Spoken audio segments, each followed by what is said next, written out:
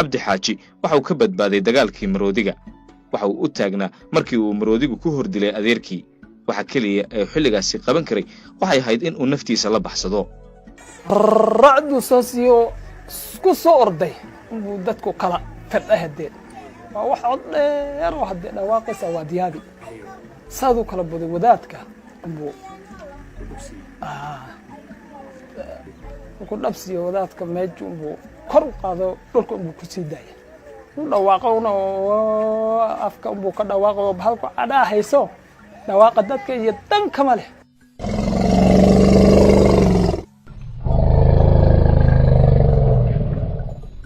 isku dhacyada u dhaxeeya maroodiga iyo dadka shacabka ah ee deegaankan ku nool ayaa aad u sii kordhaya sanadihii la soo dhaafay waxa la tilmaamayaa in 6 bilood ee u dambeysay ay dhinteen 11 maroodi ah iyo 4 qof oo ay caruuri ku jirto halka 4 kale uu dhaawac soo gaarsiiyay maroodigu waa socdaal qaadanaya 2 maalmood oo aan ku raadinayno maroodiga waxaan lugaynayaa 250 kiiloomitir waa bil Ramadaan oo kuleelka dhacaya aad u malayso in qorraxdu ay dunida u xoog sheeganayso inkasta oo maroodiga halkan ku nool uu ka badan yahay 300 haddana raadintiisu ma aha hawl fudud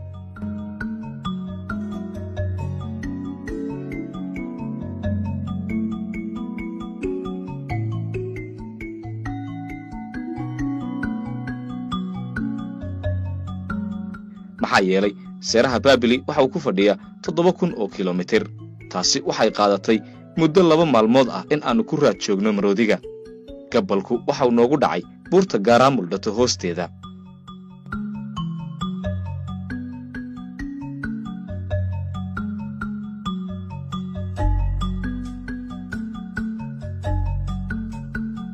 waa maalintii labaad ee aan raadinayno aan ku guda jirno raadinta maroodiga shalay subax 6 subaxnimo ayaan ka soo jarmaadnay magaalada Jigjiga ilaa iyo haatanna waxaan ku guda jirnaa maroodiga raadintiisii hadda saad arkaysaan ayuu halkan ka dhaqaaqay waan ku guda jirnaa qolooyin deegaanka ah ayaan hagaya dabcan wax yar ayaa noo jira sida muuqata hadda ayaan ku sii soconnaa waa aad nala socon doontaan dabcan waxaana loogu sheegay halkan in maroodi aad u tiro badan oo halkan joogo saad aragtaan ciyaalka oo ay jeedaalinayaan wax yar ayaan dabcan u jirnaa waana arki doontaan markaan gaadhno maroodiga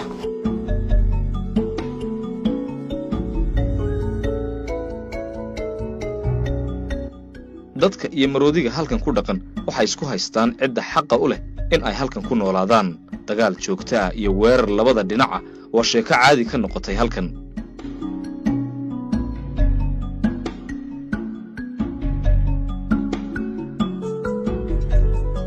waxaan horta kolka hore intaan soo degnay meel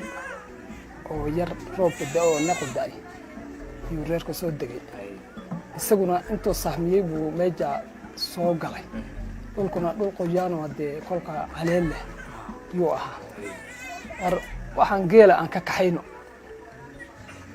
ragga u baxay oo geela yar xagga ka didinayna dadku cararaa Soomaha waagii ay kolka xagga u dhawaadeen umbu way hadee daba socdeen oo way kaxiyeen sida geelow kolkay kaxiyeen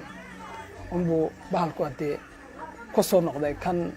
mid baa horta oo dad cunoo dhex jooga salba ku dadka laayaa jooga racdu soo ku soo orday umbu dadku kala fadhahadeen wax cod dheer oo hadda dhawaaqaysa waa diyaadi saadu kala baday wadaadka umbu saadu wadaadku waan dhaqaaq waan ordi yiri dhabun busiya orodkiisu hadee gaari mooyee adigu moodi mayso ku dhabsiyo wadaadka meeju umbu kor u qaado dhulka umbu ku sii daayay meel kabtanaada uu yar ka duleeyay qanjar intuu saa u foqiyo qanjar weyn waa de dhulka ku dhalo weyn umbu ku kor aasay sida ruux aas umbu ku kor waxayo ka dhaqaaqay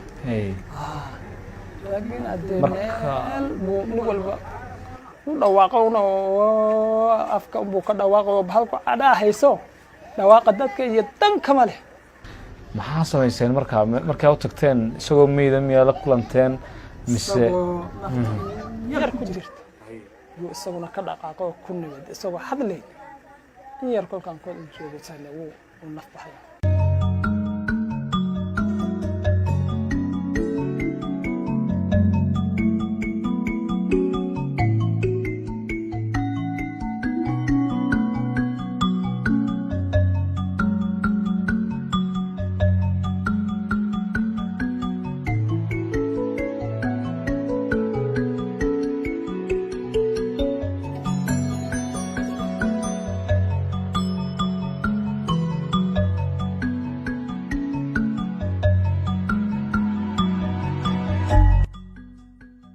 deegaamayn horle oo lagu sameeyey seeraha maroodiga xaalufinta dhirta abaaro soo noqnoqday iyo mararka qaarkood budhcad maroodiga u beegsata foolkiisa ayaa waxa ay sabab u noqdeen in maroodigu isaga guuro toga daaqato iyo meelihii uu aadka u jeclaa ee deegaanka Soomaalida.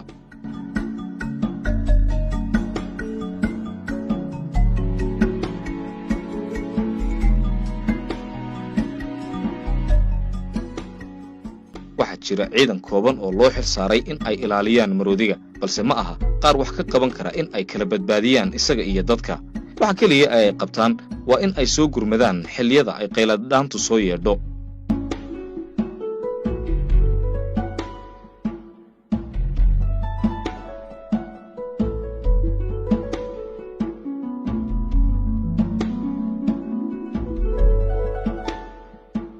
shaqada ugu badan aan qabano waxa weeyaan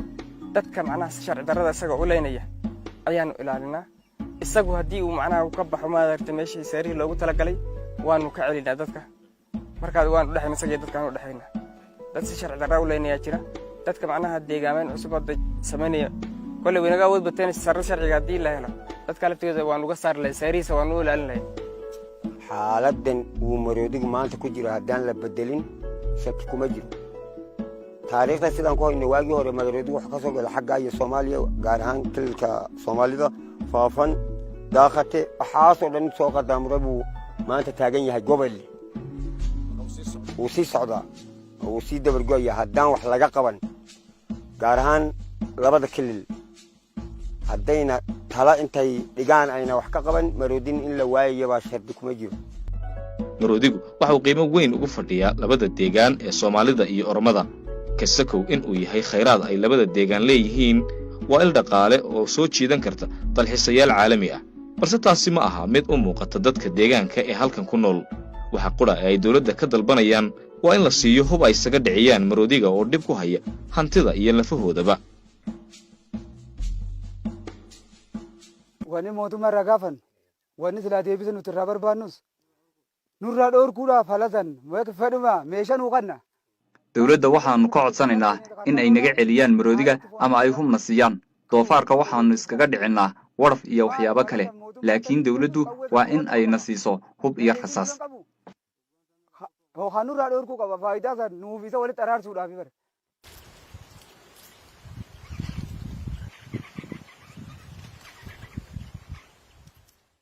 sanadkii 1970 oo la sameeyay seeraha Baabli waxa maroodiga tiradiisu ay ahayd 600 balse waqti xaadirkan waxa sii harsan kaliya 250 ilaa 300 waxaana la saadaalin karaa in sanadaha soo aadan